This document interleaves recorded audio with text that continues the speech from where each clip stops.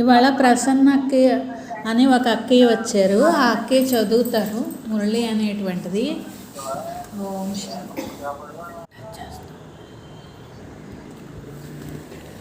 ఓం శాంతి.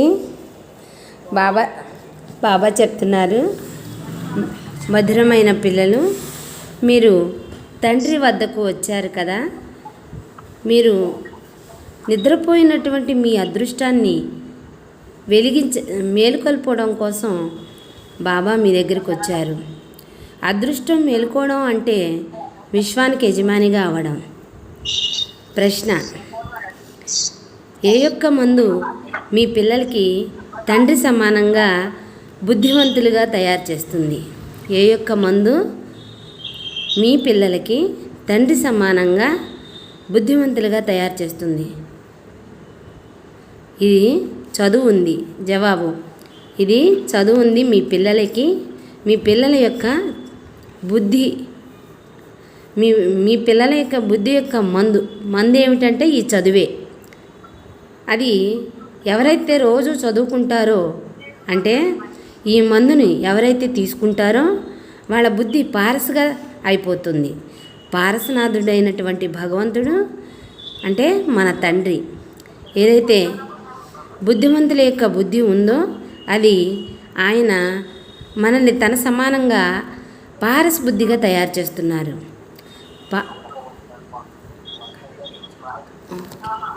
ఈరోజు పాట ఉంది, అదృష్టం తకదీర్ జగాకర్ ఆయుహం, అదృష్టాన్ని వెలిగించుకుని వచ్చాను. అక్కయ్య ఇప్పుడు అక్కయ్య చెప్తారు. ఓం శాంతి. ఓం శాంతి. गीत की लयन सुन करके भी मीठे मीठे बच्चों के रोमांच कड़े हो जाने चाहिए. బాబా చెప్తున్నారు, పాట వినగానే పిల్లల రోమాలు నెక్కబడుచుకోవాలి. ఏమని? అదృష్టాన్ని వెలిగించుకొని వచ్చాను అంటే ఇక్కడ మేల్కొల్పుకొని వచ్చాము అంటే ఇప్పటి వరకు అదృష్టం ఏమైపోతుంది? నిద్రపోతుంది. ఇప్పుడే అదృష్టం ఏమైంది? మేల్కొన్నదనమాట.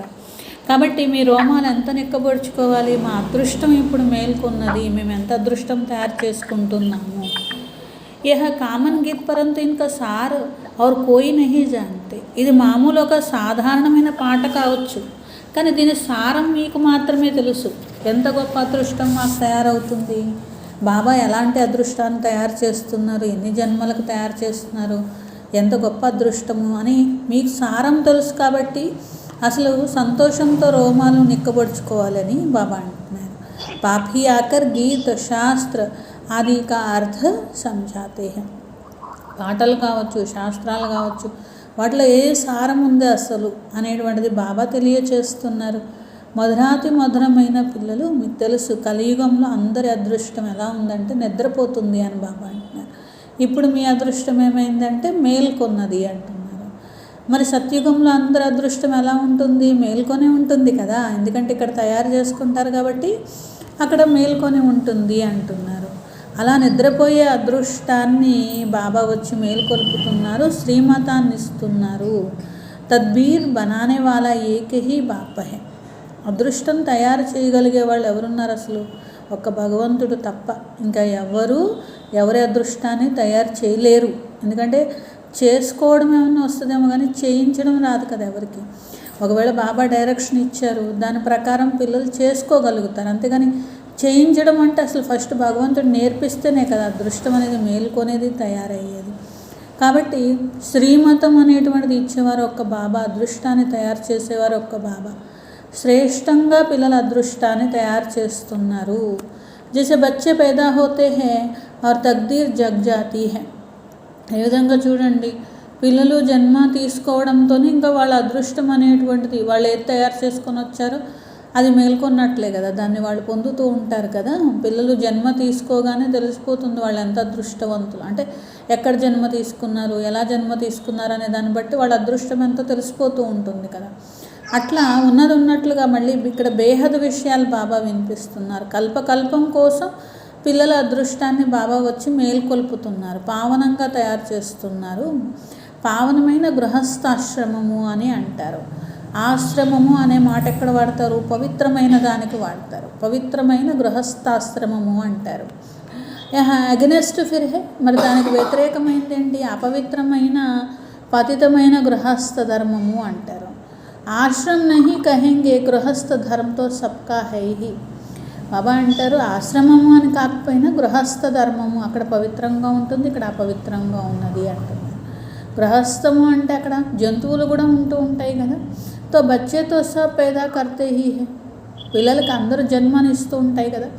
जानवरों को भी कहेंगे गृहस्थ धर्म में है. अब बच्चे जानते हैं हम स्वर्ग में पवित्र गृहस्थ आश्रम में थे. జంతువులకి కూడా గృహస్థ ధర్మం ఉన్నట్లే కదా. ఇక్కడ మీకు తెలుసు మేము స్వర్గంలో పవిత్రమైన గృహస్థ ఆశ్రమంలో ఉంటాము, దేవీ దేవతలుగా ఉంటాము. వారి యొక్క మహిమ ఏమని పాడతారు? సర్వగుణ సంపన్నులు, 16 కళల సంపూర్ణులు. ఇది మీకు తెలుసు కదా. మేము మనుష్యుల నుండి దేవతలుగా అవుతున్నాము. మహిమ మనుష్యుల నుండి దేవతలుగా చేశారు, ఏ యుద్ధము లేకుండా అని చేశారు. బ్రహ్మ విష్ణు శంకర్ని కూడా దేవతలనే అంటారు. బ్రహ్మ దేవతాయ నమః, ఫిర్ కహతే హే శివ పరమాత్మాయ నమః. కానీ శివదేవతాయ నమః అంటారు కదా, శివ పరమాత్మాయ నమః అంటారు కదా.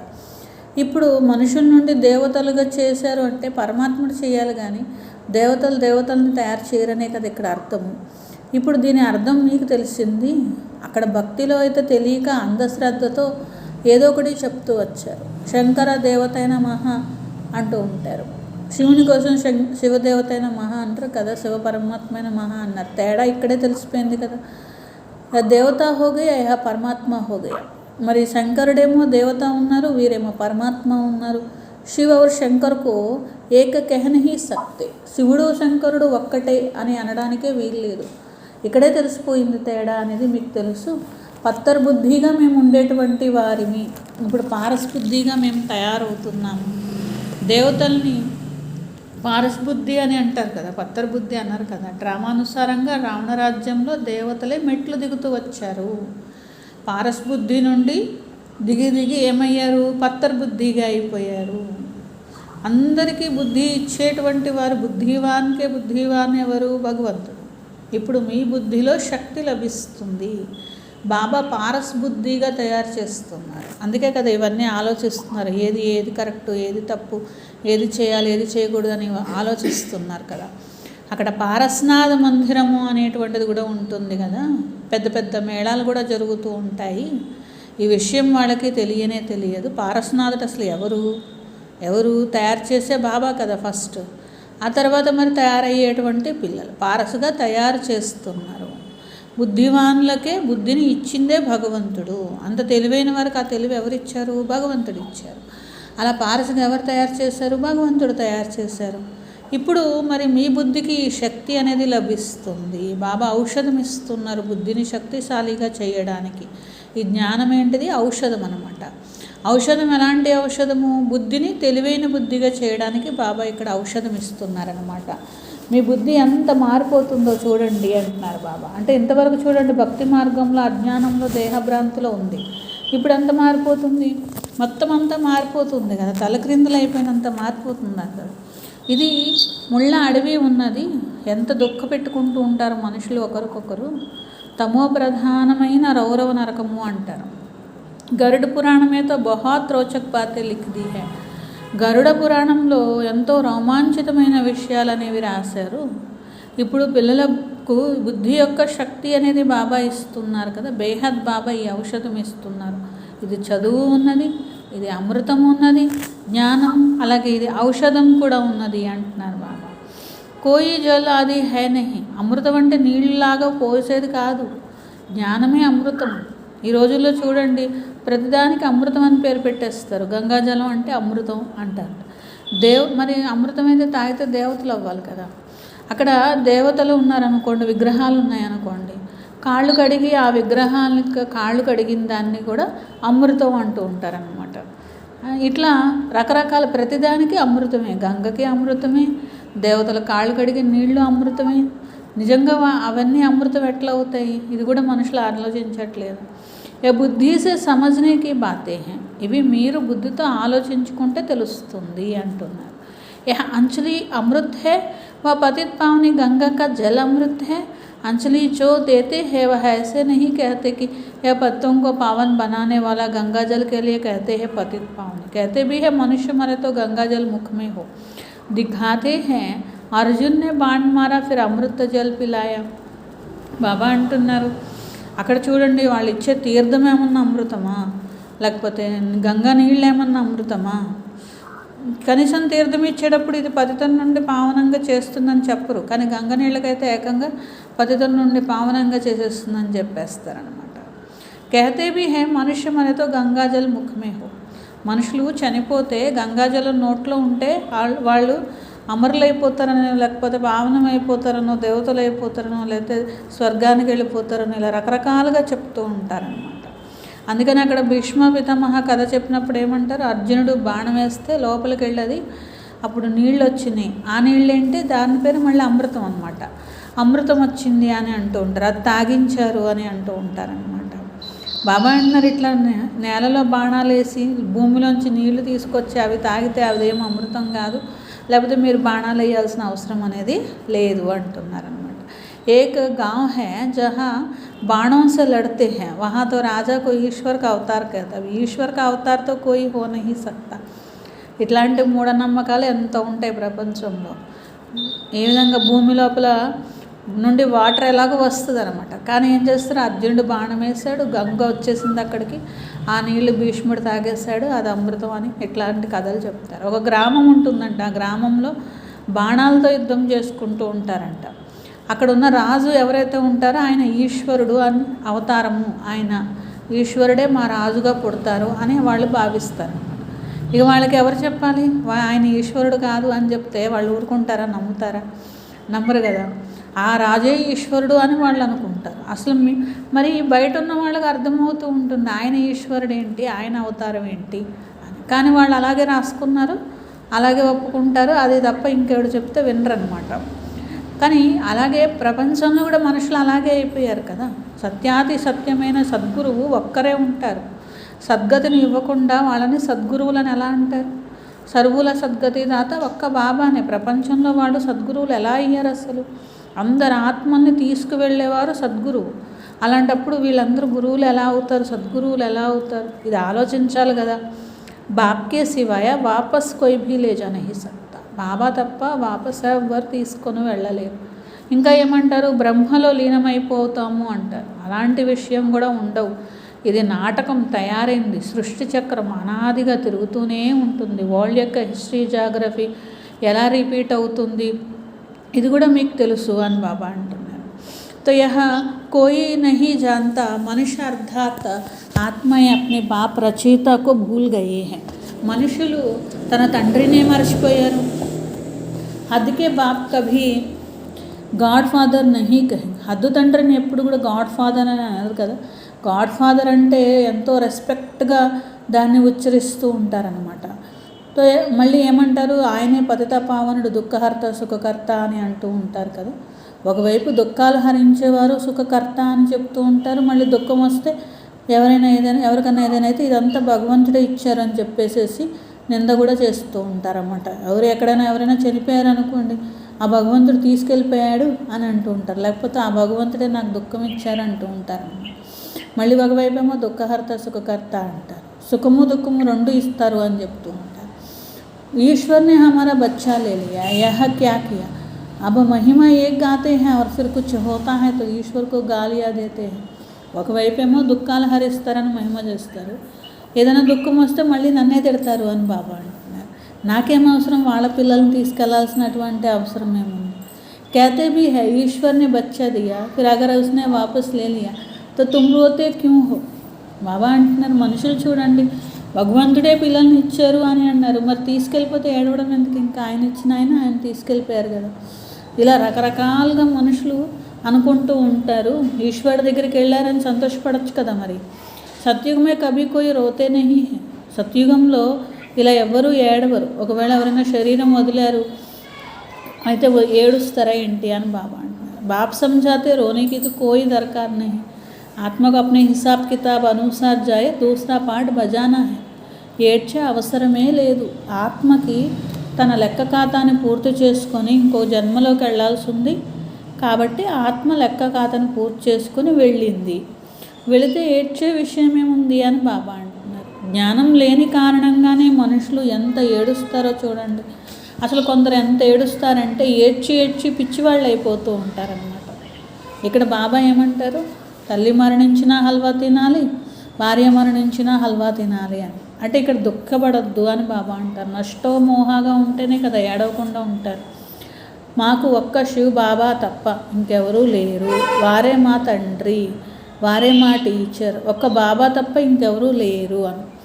ऐसे అవస్థ బచ్చోంకి హోనీ చాహియే. ఇలాంటి స్థితి తయారు చేసుకోవాలి పిల్లలు. మోహాజీత్ రాజాలాగా కావాలి. కథ విన్నారు కదా, యహ సబ్ దంత కథాయే. అయితే వాస్తవానికి అలాంటి విషయం ఉండదు సత్యుగంలో. ఇలాంటివి రాశారు కానీ ఉదాహరణ కోసం రాశారు. సత్యుగంలో ఒక కొడుకు చచ్చిపోయాడనే న్యూస్ తీసుకొని ఎవరు రారు కదా, అందుకని అలాంటి విషయాలు ఉండవు కదా. నాకు అభి అకాల మృత్యు హోతే హే, అక్కడ అకాల మృత్యువులు అనేవి ఉండవు, మృత్యు పైన విజయం పొందుతారు. బాబాని మహాకాలుడు అని కూడా అంటారు. కాలునికే కాలుడు, మహాకాలుడు. మరి ఇప్పుడు మీరు మృత్యు పైన విజయం పొందుతున్నారు. काल आत्मा को तो नहीं खा सकता है, आत्मा एक शरीर छोड़ दूसरा लेती है. ఆత్మ ఒక శరీరం మొదలు ఇంకొకటి తీసుకుంటుంది.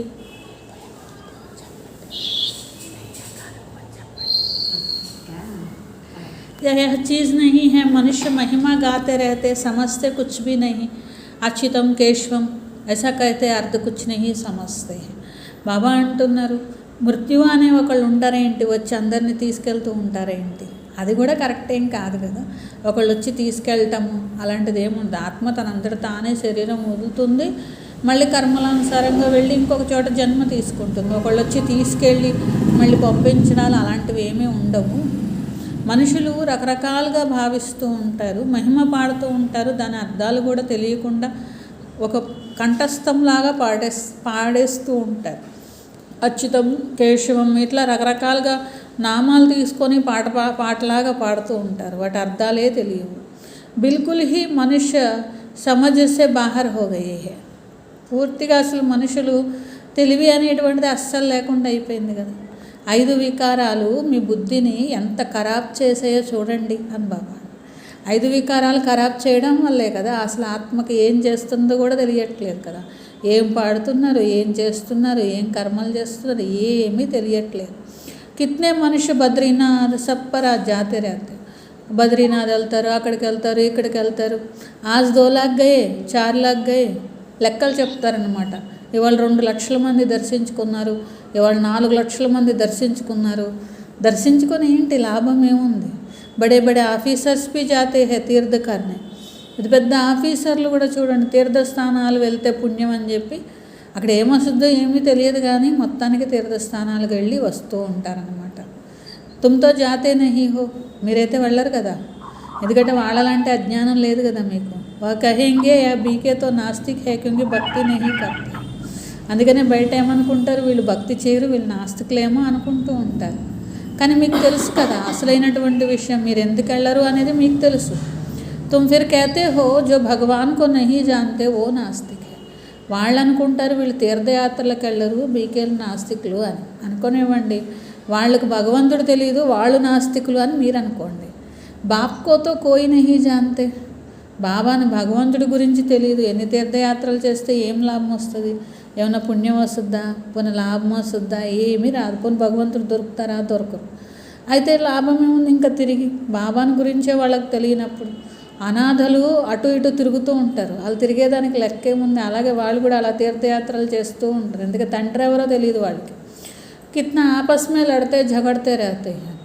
అనాథలు ఉన్నారనుకోండి అట్లా తిరుగుతూ ఉంటారు, వాళ్ళకి ఒక అమ్మ నాన్న అనే గతి ఉంటుందా ఏంటి. గొడవలు పడతారు, కొట్టుకుంటూ ఉంటారు, మళ్ళీ తిరుగుతూ ఉంటారు. మీరైతే తల్లి తండ్రి యొక్క పాలనలో వచ్చారు, శిక్షణలో వచ్చారు కాబట్టి మీకు తెలుసు, మీ బుద్ధిలో అన్ని విషయాలు ఉన్నాయని బాబా అంటారు. ఈ ప్రపంచమంతా కూడా మరి ఒక రకంగా చూసిన అందరు బాబా పిల్లలే ఉన్నారు. సారీ దునియాకే బచ్చోं को పదిస్సే పావన్ బనానే ఆతే. సృష్టిలో అందరినీ కూడా బాబా పావనంగా చేయడానికి వచ్చారు. అనాథల్ని సనాథలుగా చేస్తున్నారు కదా, కానీ ఇంకా మనుషులు కొందరు అనాథలుగానే తిరుగుతున్నారు. అది आधा कल्प बरोबर पावन दुनिया थी, गाते भी है राम राजा राम प्रजा राम शाहूकार. ఏ విధంగా అర్ధకల్పం పావనమైన ప్రపంచం ఉండేటువంటిది. రామ్ రాజా, రామ్ ప్రజా, రామ్ షాహుకార్ ఇట్లా పాడుతూ ఉంటారు అంతే. అందరూ అంటే రాజు కూడా రాముడిలాగా ఉంటారు, ప్రజలు కూడా రాములుగా ఉంటారు, షాహుకారులు కూడా ఎవరిని మోసం చేసే వాళ్ళు ఉంటారు, వాళ్ళు కూడా రాముడిలాగా ఉంటారని అలాంటి మహిమ చేస్తారనమాట. రామ్ రాజా, రామ్ ప్రజా, రామ్ షాహుకార్ అంటారనమాట. మహిమ, సత్యుగ మహిమ అది. వహా ఫిర్ అధర్మ కి బాత్ కైసే హో సక్తి హై. అప్పుడు అందరూ అలా ఉన్నప్పుడు ఇంకా అధర్మం ఎందుకు ఉంటుంది? कहते भी है షేర్ బకరీ కట్టి జల్ పీతే. దాని మహిమ ఏమన్నారు? ఆవు పులి ఒకే రేవులో నీళ్లు తాగుతాయి అని. అంటే ఒకడు చంపుకోవనే కదా అర్థం. రావణాసురుడే ఉన్నప్పుడు ఇంకా చంపుకునే విషయం ఏముంది అక్కడ? ఇవన్నీ అర్థం కావట్లేదు. వాళ్ళే అలాంటి మహిమ చేస్తారు. మళ్ళీ వాళ్ళే ఏమంటారు? మళ్ళీ త్రేతాయుగంలో రావణాసురుడు ఉన్నాడు, ఇలా చేశాడు, అలా చేశాడు, ఆ రాక్షసుడు వచ్చి ఇలా చేశాడు అని చెప్తూ ఉంటారు. తుమ్ బచ్చోं जानते अभी ज्ञान का सागर बाप आकर हमें ज्ञान देते हैं. ఇప్పుడు జ్ఞాన సాగరుడు బాబా వచ్చి జ్ఞానాన్ని ఇస్తున్నారు. ఇది పతిత ప్రపంచము. నేను పైనుండి ప్రేరణ ఇచ్చి మిమ్మల్ని పతితం నుండి పావనంగా చేస్తానా ఏంటి? మీరు పతిత పావన రండి అని పిలిచారు కదా, అంటే వచ్చి చేయాలి కదా, అక్కడ ఉండి చేయడం కాదు కదా అని బాబా అంటున్నారు. కాబట్టి తప్పకుండా పావనంగా చెయ్యండి అని పిలిచారు, రండి అని పిలిచారు. తప్పకుండా ఈ భారతదేశంలోనే వస్తే ఎక్కడ వస్తారు? మరి భారతదేశంలోనే వస్తారు. అభి कहते हैं मैं ज्ञान का सागर आया हूँ. వచ్చి ఏమంటారు? నేను జ్ఞానసాగరుణ్ణి వచ్చాను అని అంటారు కదా. మీకు తెలుసు శివ్ బాబాలో మొత్తం జ్ఞానం అనేది ఉన్నది. వారే వచ్చి పిల్లలకు అర్థం చేయిస్తున్నారు.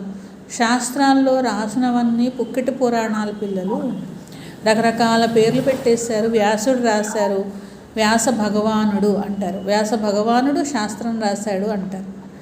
బాబా అంటున్నారు, ఒకవేళ వ్యాసుడు భగవంతుడు అయితే శాస్త్రం ఇలాంటి శాస్త్రం రాసే విషయమే ఉంది. వ్యాస్థ భక్తి మార్గక, ఆయన భక్తి మార్గపు వ్యాసుడు. హే వ్యాస్ దేవ్ ఉన్కే బచ్చే తుమ్ సుఖదేవ్ హో. కానీ నిజంగా మార్చి అందరికీ కూడా మార్చి పావనంగా అయ్యే దారి చూపించి అసలైన నిజం జ్ఞానం ఇచ్చేదెవరు? ఈ వ్యాసదేవుడు. అంటే బ్రహ్మబాబా అని అంటున్నారనమాట బాబా. ఈయన వ్యాసుదేవుడు, ఆయన పిల్లలు సుఖదేవులు మీరు. అక్కడ వ్యాసుడి కొడుకు సుఖదేవుడు అంటారనమాట. అట్లా సుఖదేవుడు మీరు అని బాబా అంటున్నారు. అక్కడ రకరకాల పేర్లు చెప్తూ ఉంటారు కదా, అందరికీ జ్ఞానం ఇచ్చారు వాళ్ళు అని చెప్తూ ఉంటారనమాట. అబ్ తుమ్ సుఖకే దేవతా బంతే హో. సుఖదేవు సుఖదేవిగా మీరవుతున్నారు. సుఖగా వర్షా లే రహే హో వ్యాససే శివాచార్యసే. సుఖ వారసత్వం పొందుతున్నారు ఈ వ్యాసుడి ద్వారా, అంటే బ్రహ్మబాబా ద్వారా. ఇచ్చేది శివాచార్యుడు. వ్యాస్కే బచ్చే తుమ్ హో. వ్యాసుడి పిల్లలు మీరే. పరంతు మనుష్య మూంఝన జాయే ఇస్లే కహా జాతా శివకే బచ్చే. కానీ వ్యాసుడి పిల్లలు అంటే అని చెప్పారనుకోండి, మనుషులకి కన్ఫ్యూజ్ వచ్చేస్తుంది. అందుకని శివబాబా పిల్లలు అనే చెప్పడం జరుగుతుంది కదా. ఉన్కా అసలు నామ్ హే శివ్. तो आप बाप कहते हैं किसी देहधारी को मत देखो. బాబా యొక్క అసలు పేరు శివ. అందుకనే ఏ దేహధారుల్ని చూడవద్దు. శివ బాబా ఎదురుగా వచ్చి కూర్చున్నారు. ఆత్మకో జానా జాతా పరమాత్మకో భీ జానా జాతా. ఆత్మనైనా పరమాత్మనైనా తెలుసుకోగలరు. అంతేగాని బాబా వచ్చారు అని ఎలా తెలుస్తుంది? తెలుసుకుంటే తెలుస్తుంది, కానీ చూస్తే తెలియదు కదా. తెలుసుకోవడం, అర్థం చేసుకోవడం జరుగుతుంది. వారు పరంపిత పరమాత్మ శివుడు అని అర్థం చేసుకోవడమే. వచ్చే పావనంగా తయారయ్యే దారిని చెప్తున్నారు. నేను ఆత్మల యొక్క తండ్రిని. ఆత్మకో రియలైజ్ కియా జాతా హై, దేఖా నహీ జాతా హై. ఆత్మని రియలైజ్ చేసుకోవడమే కానీ ఉన్నది లేదు అని. ఇప్పుడు ఎవరి శరీరంలోనే ఆత్మ ఉన్నది లేదు అని చూసి తెలుసుకుంటారే ఏంటి? శవంలాగా ఉంటే ఒక ఆత్మ వెళ్ళిపోయింది అనుకుంటారు. బతికుండి అన్ని పనులు చేస్తుంటే ఉన్నది అనుకుంటారు. అంతేగాని వెళ్ళిపోవడం ఏమైనా వీళ్ళు చూసారా ఏంటి? అది ఉన్నదని లేదని ఎలా చెప్తున్నారు? రియలైజేషన్ అది. అలాగే బాబా అంటారు, నేను వచ్చానని ఎలా తెలుస్తుంది మీకు? రియలైజేషన్తో తెలుసుకోవాలి. అంతేగాని మీరు నన్ను చూస్తేనే నేను వచ్చినట్ట ఏంటి అని బాబా అంటారు. ఇట్ని చోటీసి ఆత్మమే అవినాశి పాటను ఉందా హువా. ఆత్మ పాత్ర వహిస్తుంది. చిన్న ఆత్మలో ఎంత అవినాశి పాత్ర ఉన్నది. ఇది ఒక రికార్డ్ లాగా ఉంటుంది. తుమ్ జాన్తే హో హమ్ ఆత్మ హీ శరీర ధారణ కర్తే హై. నేను ఆత్మను శరీరాన్ని ధారణ చేస్తున్నాను. ఇది మీకు తెలుసు. మొట్టమొదట మీరు ఆత్మాభిమానిగా ఉండేవారు. తర్వాత ఆత్మ దేహాభిమానిగా అయిపోయింది. నేను ఆత్మను, నేనే 84 జన్మలు తీసుకున్నాను. ఎన్నిసార్లు ఇలా తీసుకుంటారు? ఉనకా ఎండ్ నహీ హోతా హై, దానికి ఎండింగే ఉండదు. कोई పూछతే హై డ్రామా కబ్ సే షురూ హుయి. కొందరు అడుగుతారు ఎప్పుడు మొదలై ఉంటుంది ఇలా జన్మలు తీసుకోవడం, ఫస్ట్ ఏంటి అని అడుగుతూ ఉంటారనమాట. కానీ దానికి ఆన్సర్ ఏమని చెప్పాలి? అనాది అని చెప్పాలి. ఆది లేదు, అంతము లేదు అని. ఇది ఎప్పటికీ నశించదు, ఇది ఎప్పటికీ పూర్తవ్వదు అని. ఇది తయారైంది అవినాశి ఓల్డ్ డ్రామా అంటారు. అనపడి బచ్చోంకో పడాయి దీ జాతి హైనా, తెలివి తక్కువ వారికి, చదువు రాని వారికే కదా చదువు చెప్తారు. అలా భగవంతుడు కూడా వచ్చి అజ్ఞానంలో ఉన్న ఆత్మలకే కదా జ్ఞానం ఇస్తారు. ఆత్మ శరీరంలో ఉంటుంది. మరి ఇప్పుడు ఏమైపోయింది? పత్తర్ బుద్ధిగా అయిపోయింది అని బాబా అంటున్నారు. యహ్ హై పత్తర్ బుద్ధికి లియే ఫుడ్, బుద్ధికో సమజ్ మిల్తీ హై. జ్ఞానం అనేది ఏంటిది? రాయి బుద్ధిగా ఉన్న వాళ్ళకి ఫుడ్ లాంటిది, భోజనం లాంటిది. ఈ రాయి బుద్ధిగా ఉన్నవాళ్ళు ఈ జ్ఞానం అనే భోజనం చేస్తే తెలివి వస్తుందన్నమాట. తుమ్ బచ్చోంకే లియే బాబానే చిత్ర బనవాయి. ఆ తెలివి రావడానికే కదా బాబా చిత్రాలు కూడా తయారు చేయించారు. ఇది ఎంతో సహజమైనటువంటిది. త్రిమూర్తి బ్రహ్మ విష్ణు శంకర్లని చెప్పడం జరుగుతుంది. अब ब्रह्मा को भी त्रिमूर्ति क्यों कहते हैं? देव देव महादेव एक दो के ऊपर रखते हैं, अर्थ कुछ भी नहीं जानते. అక్కడ దేవదేవ మహాదేవ అని అంటూ ఉంటారు. అర్థం అనేటువంటిది వాళ్ళకి తెలియదు. వాళ్ళకంటే గొప్ప వీళ్ళు, వీళ్ళకంటే గొప్ప వాళ్ళు, ఇలా ఒకరిపైన ఒకరు చెప్తూ ఉంటారు. ఆ బ్రహ్మ దేవత कैसे हो सकता है? ప్రజాపిత బ్రహ్మ तो यहाँ होना चाहिए. బ్రహ్మ దేవత అంటే పైన పైన ఉంటారనే అర్థం కాదు కదా, ఇక్కడే ఉండాలి కదా. ఈ విషయాలు అనేటువంటివి శాస్త్రాల్లో లేవు. అది బ్రహ్మ ఎక్కడ ఉండాలి, దేవతలు ఎక్కడ ఉంటారు, ఎలా రచన జరుగుతుంది, ఇవన్నీ బాబా వస్తేనే కానీ ఎవరు చెప్పలేరు కదా. ఈ శరీరంలో ప్రవేశించి వీరి ద్వారా శివ్ బాబా అర్థం చేయిస్తున్నారు. ముందు వీరిని తనవారిగా చేసుకున్నారు. ఇన్కో అప్నా బనాయా హై, ఇన్కే బహుత్ జన్మకి అంతమే ఆతా హూ. నేను నా వారీగా చేసుకున్నాను, అనేక జన్మల అంతిమంలో నేను వచ్చాను. यह भी 5 विकारों का संन्यास करते, संन्यास करने वाले को योगी ऋषि कहा जाता है. 5 వికారాల సన్యాసం వీరు కూడా చేశారు కదా. సన్యాసం చేసిన వారిని ఏమంటారు? యోగులు, ఋషులు అంటారు. 5 వికారాల సన్యాసం చేసిన వారే కదా. ఇప్పుడు రాజ ఋషులుగా మీరు అయ్యారు, 5 వికారాల సన్యాసం చేశారు, బాబాతో యోగం చేస్తున్నారు కాబట్టి రాజ ఋషులు అయ్యారు కదా.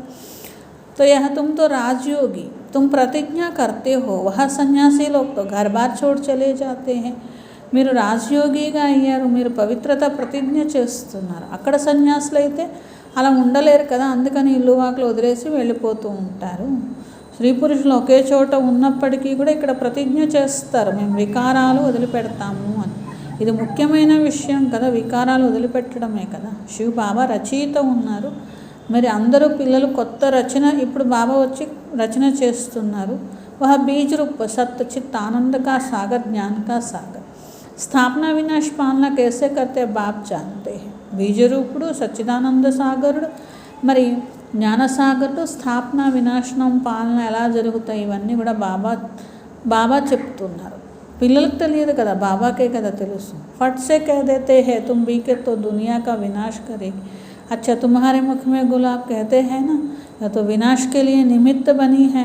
न शास्त्रों को, न भक्ति को, न गुरुओं को मानते, सिर्फ अपने दादा को मानते. लेकिन बाबा तो खुद कहते हैं यह पतित शरीर है, मैंने इसमें प्रवेश किया. पतित दुनिया में तो कोई पावन नहीं होता है. ఎందుకంటే అర్థం కాని వాళ్ళు, కోపం ఉన్నవాళ్ళు ఏమైనా అంటారు. ఈ బీకేలు వినాశనానికి నిమిత్తం అయ్యారంటారు. మంచిది, మీ నోట్లో గులాబ్ జామ్ వినాశనం అయితేనే కదా కొత్త ప్రపంచం వస్తుంది అని వాళ్ళకి తెలియదు కదా ఆ విషయము.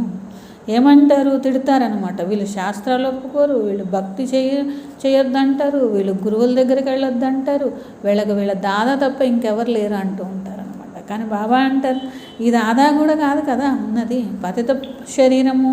వీరు కూడా నన్నే జ్ఞాపకం చేస్తారని చెప్పేది ఎవరు? శివ్ బాబా. వీరిలో ప్రవేశించింది ఎవరు? శివ్ బాబా. పతిత ప్రపంచంలో పావనమైన వాళ్ళు ఎక్కడి నుండి వస్తారు? మనుష్యతో జో సునాయి బాతే సుంటే వా బోల్ దేతే హై. ఇలాంటి మాటలు ఎప్పుడంటారు? చెప్పుడు మాటలు విని, ఎవరో చెప్పినవి విని అర్థం చేసుకునే వాళ్ళే కానీ ఇక్కడికి వచ్చి తెలుసుకొని జ్ఞానం విన్న వాళ్ళు అన్నారు కదా. కాబట్టి బాబా అంటున్నారు ఇవన్నీ ఏవో చెప్పుడు మాటలు విని అభిప్రాయాలు అలా ఏర్పాటు చేసుకొని అట్లాగే తిట్టడం స్టార్ట్ చేస్తూ ఉంటారన్నమాట. तो ऐसी सुनी सुनाई बातें तो భారత్ దుర్గతికో పాయా హై. బాబా అంటున్నారు, ఇలా ఒకరు చెప్పిన ఇంకొకరు చెప్పిన ఇంకొకరు వింటూ పొరపాటు అభిప్రాయాలు ఏర్పరచుకొని అలా చేసే కదా ద్వాపరయుగం నుండి ఇంత దుర్గతి పొందింది భారతదేశం. అబ్ బాప్ ఆకర్ సచ్ సునాయే సబ్కి సద్గతి కర్తే హై. అలాంటిది బాబా వచ్చి సత్యం వినిపించి అందరికీ సద్గతి చేస్తున్నారు. అచ్చా, मीठे मीठे सिखलते बच्चों प्रति माता पिता बाप दादा का याद प्यार और गुड मॉर्निंग. रूहानी बाप की रूहानी बच्चों को नमस्ते.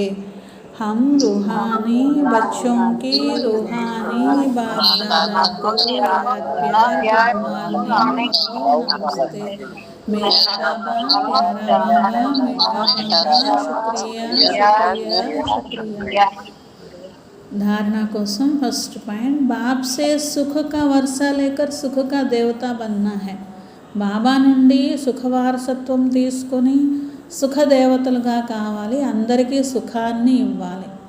రాజు ఋషులుగా కావాలి అంటే అన్ని వికారాలతో సన్యాసం చేయాలి. సెకండ్ పాయింట్, పడాయి హీ సచ్చి ఖురాక్ హై. చదువే నిజమైన ఔషధం, సత్యమైన ఔషధం. సద్గతి పొందాలి అంటే ఇలా ఎవరో చెప్పుడు మాటలు వినడం అనేది మానేయాలి. శ్రీమతం మీద నడవాలి. ఒక్క బాబాతోనే వినాలి. మోహాజీత్గా కావాలి. वरदान, सदा स्वमान में स्थित रह निर्माण स्थिति द्वारा सर्व को सम्मान देने वाले माननीय पूजनीय भव. సదా స్వమానంలో స్థితులయ్యి నమ్రతా స్థితి ద్వారా సర్వులకు గౌరవాన్ని ఇచ్చేటువంటి మాననీయులుగా అంటే గౌరవింపబడేవారుగా పూజ్యనీయులుగా కండి. जो बाप की महिमा है वही आपका स्वमान है.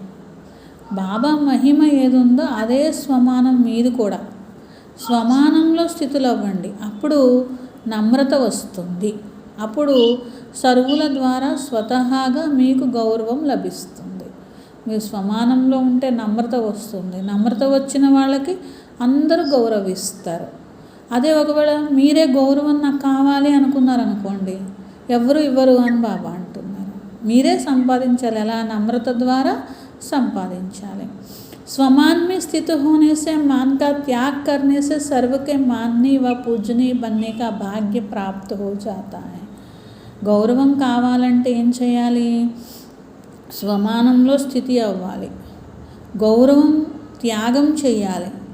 అప్పుడు గౌరవింపబడేవారిగా పూజింపబడేవారిగా అయ్యే అదృష్టం లభిస్తుంది. క్योंकि सम्मान దేనా నహీ లేనా హై. ఇతరులకు ఎప్పుడైతే మీరు గౌరవం ఇస్తారో అది మీరు ఇతరులకు ఇస్తున్నట్లు కాదు, మీరు పొందుతున్నట్లు. అప్పుడు మీకు అందరూ గౌరవం అనేది ఇస్తారు. మీరు ఇచ్చినప్పుడు అందరూ ఆటోమేటిక్గా ఇస్తారు అని బాబా అంటున్నారు. స్లోగన్, जाननहार के साथ करनहार बन असमर्थ आत्माओं को अनुभूति का प्रसाद बांटते चलो. అన్నీ తెలిసినటువంటి జ్ఞానవంతులతో పాటుగా కర్మ చేసేటువంటి వారిగా కూడా అవ్వండి. అసమర్థ ఆత్మలకు అనుభూతి అనే ప్రసాదాన్ని పంచిపెట్టండి. అంటే తెలిసిన వాళ్ళతో పాటు చేసేవాళ్ళుగా కూడా అవ్వండి. అంటే తెలుసుకొని కొందరు వదిలేస్తారనమాట. తెలుసుకొని వదిలేస్తే కూడా లాభం పొందలేరు కదా. తెలుసుకోవాలి, చెయ్యాలి. తెలిసిన వారు అవ్వాలి, చేసేవారు అవ్వాలి. అలాగే అసమర్థంగా ఉన్న ఆత్మలకు మీ అనుభూతి అనే ప్రసాదం పంచిపెట్టాలి అని బాబా అంటున్నారు.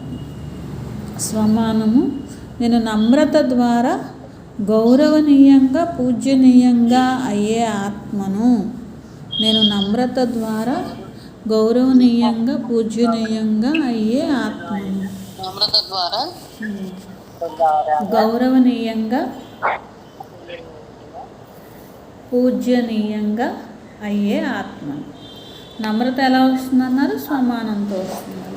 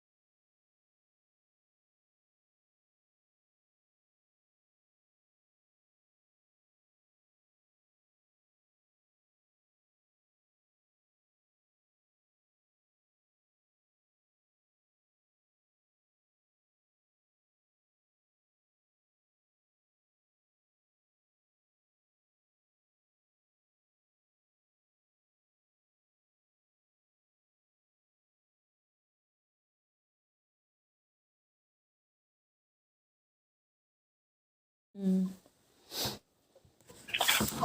బాబాకి మీరు ఎప్పుడు బలిహారం అవుతారో మాయా మీకు అప్పుడు బలిహారం అవుతుంది. ఆజ్ఞ పైన కూడా నడవాలి. బలిహారం ఆజ్ఞ పైన కూడా నడవాలి. వంశ సహితంగా వచ్చి బలిహారం అవుతుందంట. పిల్లలు నన్ను ఎవరో మోసం చేయలేరు. పిల్లలు మీరు మీరు అబద్ధం చెప్తే మీకేనా కలిసి వచ్చా? మీకు నేనేమో డబ్బులే ఇవ్వను కదా. పిల్లలు మిమ్మల్ని మీరు మోసం మీరు అబద్ధం ఆడకూడదు. బాబాకి ఇచ్చింది చెయ్యాలి. అబద్ధం ఆడితే మీకేం కలిసి రాదు కదా పిల్లలు అని. బాబా మామూలుగా చెప్తే అర్థం కావట్లేదు వీళ్ళకని ఏం చేస్తారు, మీకు ఏమన్నా డబ్బులు వస్తాయో ఏంటి ఇక్కడికి అబద్ధం ఆడొస్తే?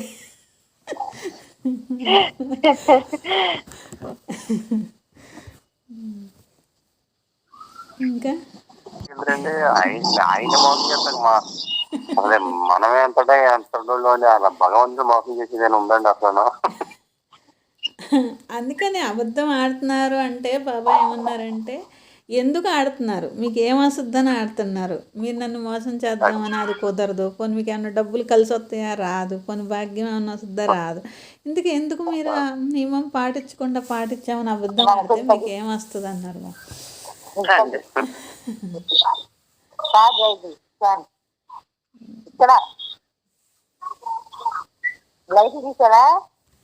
ఈ రాజయోగము ఒకటి తండ్రి వారసత్వం లభిస్తుంది. రెండవది జ్ఞానము చదువుకోవాలి. జన్మల వరకు లభిస్తుంది. డ్రామా యొక్క విషయము మీకు సత్యమైన సంపాదన ఇవ్వడానికి వచ్చాను. ఇలాంటి మీకు ఎక్కడా దొరకదు. నేను శాంతిధామాన్ని తీసుకెళ్ళటానికి వచ్చాను. మీ కలియుగం పాతది, కొత్త ఇల్లు సత్యయుగంలోకి వెళ్తాము. సత్యయుగంలో ఉండేవారు దేవతలు. తుల్యమైనటువంటి వారసత్వం తీసుకోవాలి.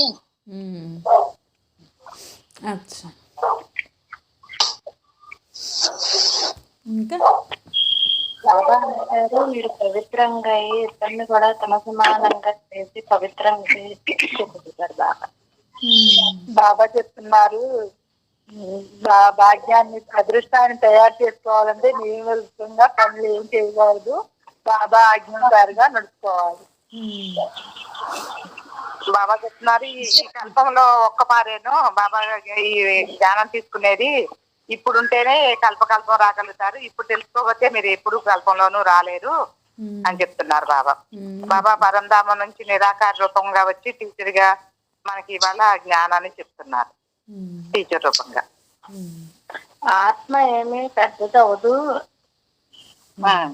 అది శివలింగాన్ని చూపించి పూజ చేస్తారు, అంతేగాని ఆత్మకి పూజ చేయటం కుదరదు. అది ఆత్మ కిందనే మీరు పూజ చేయటం కుదరదు. లింగాన్ని అందుకని తయారు చేసి పెట్టారు బాగా. పాపం భక్తులు లింగాకారాన్ని తయారు చేసేస్తారు. బాబు అంత పెద్దగా ఉంటారంటే అడిగారు.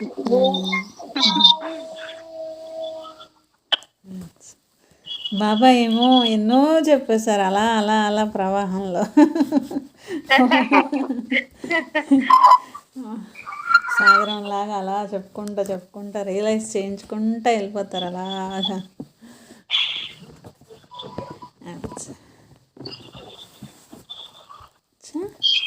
ఓం శాంతి. ఓం శాంతి. ఓం శాంతి. ఓం శాంతి.